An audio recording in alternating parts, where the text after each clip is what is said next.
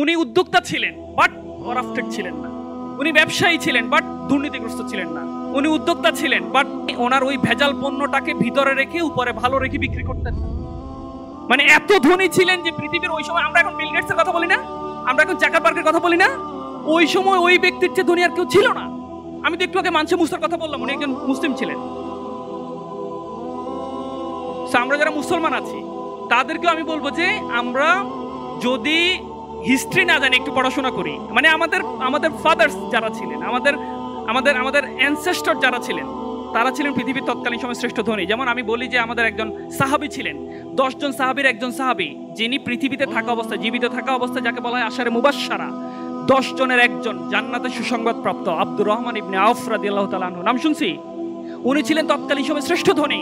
শুধুমাত্র ইসলাম গ্রহণ করার কারণে, যুদ্ধের কারণে, আল্লাহ রাসূল বলছিল যে যুদ্ধে কার কি আছে দাও, সমস্ত সম্পত্তি দিয়ে ফেলছেন। তৎকালীন সময় উনি শ্রেষ্ঠ ধনী ছিলেন। এই ব্যক্তির ছোট্ট একটা আমি গল্প বলি। উনি যখন হিজরত করেন, উনি যখন আপনার আবিসিনিয়াতে যান, তখন আল্লাহ রাসূল বলছিল যে, আবিসিনিয়া থেকে উনি শুনতে পাইলেন যে না, আমি এখন আল্লাহ রাসূল মদিনায় গেছে, আমি মদিনায় যাব।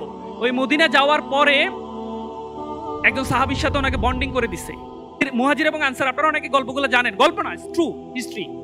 সো ওই সাহাবী বলল যে আমার 2জন স্ত্রী আছে, একজন তোমার, আমার যত, আমি জানো আমি মদিনার শ্রেষ্ঠ ধনী, আমার অর্ধেক সম্পত্তি তোমাকে দিয়ে দিলাম। উনি নিলেন না। আমরা হলে কি করতাম? আগামীকালকে আমাদের জিসান ভাই যদি বলে যে আমার কোম্পানির পার্টনারশিপ তোমার অর্ধেক দিয়ে দিলাম, আমি বললো জিসান ভাই আপনাকে মাথায় তুলে রাখ। উনি নেন না, উনি বলছে আমাকে মদিনার বাজারটা দেখাই দিন। বাজার দেখাই দিচ্ছে, ওখানে গিয়ে উনি ব্যবসা করছে, আপনার মানে এত অনেস্টির সাথে ব্যবসা করছে। এবং আমি আপনাদেরকে বলি, আপনারা যারা উদ্যোক্তা হতে চান, ট্রুলি আপনি উদ্যোক্তা প্লাস ভালো মানুষ, জান্নাত উপযোগী মানুষ হতে চান, তাহলে আব্দুর রহমান ইবনে আউফ রাদিয়াল্লাহু তাআলা আনহু জীবনীটা পড়বেন। উনি উদ্যোক্তা ছিলেন বাট করাপ্টেড ছিলেন না। উনি ব্যবসায়ী ছিলেন বাট দুর্নীতিগ্রস্ত ছিলেন না। উনি উদ্যোক্তা ছিলেন বাট উনি ওনার ওই ভেজাল পণ্যটাকে ভিতরে রেখে উপরে ভালো রেখে বিক্রি করতেন না। অল্প কয়েকদিনের ব্যবধানে উনি আবার মদিনারও শ্রেষ্ঠ ধনী হয়ে গেলেন। কিভাবে করলেন? একটা ছোট্ট ট্রিক্স। উনি অতিরিক্ত লাভ আশা করতেন না।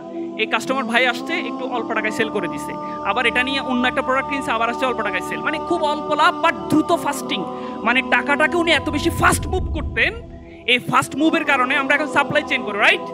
করি না? সাপ্লাই চেইনের কারণে আমাদের এখন চায়না থেকে প্রোডাক্ট বাংলাদেশে আসতে বেশি সময় লাগে না।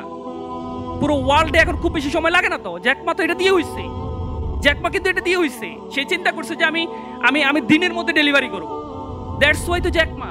সো এটা ওই তৎকালীন কনসেপ্ট যে খুব অল্প লাভ সেল, লাভ সেল, মানে টাকাটাকে উনি মুভিং অবস্থায় রাখতেন। সো এই দুইটা গল্প বলে আমি আমার বক্তব্য শেষ করবো। আমি আশা করছি যে আজকে আমাদের যে কনফারেন্স, যে উদ্যোক্তা হওয়া দরকার, আমি বলি যে আমাদের জন্য প্রচুর প্রবাবিলিটি আছে, প্রচুর পসিবিলিটি আছে, বিকজ ডেমোগ্রাফিক ডিভিডেন্ড। মনে রাখবেন যে কর্মক্ষম জনশক্তির সংখ্যা বাংলাদেশে এখন যারা কাজ করতে পারে না তাদের চেয়ে বেশি। So it's a blessing for the entrepreneur যারা হতে চায়। আমাদের দেশে প্রচুর সমস্যা আছে, এটাও আপনার জন্য একটা ব্লেসিং। আমাদের ঢাকা শহরে প্রচুর ট্রাফিক যানজট আছে, আপনার জন্য ব্লেসিং। 6000 থেকে 7000 টন বর্জ্য প্রতিদিন বের হয়, এটা আপনার জন্য ব্লেসিং। প্রচুর পরিমাণে ট্রাফিক জ্যাম হয়, এটা আপনার জন্য ব্লেসিং।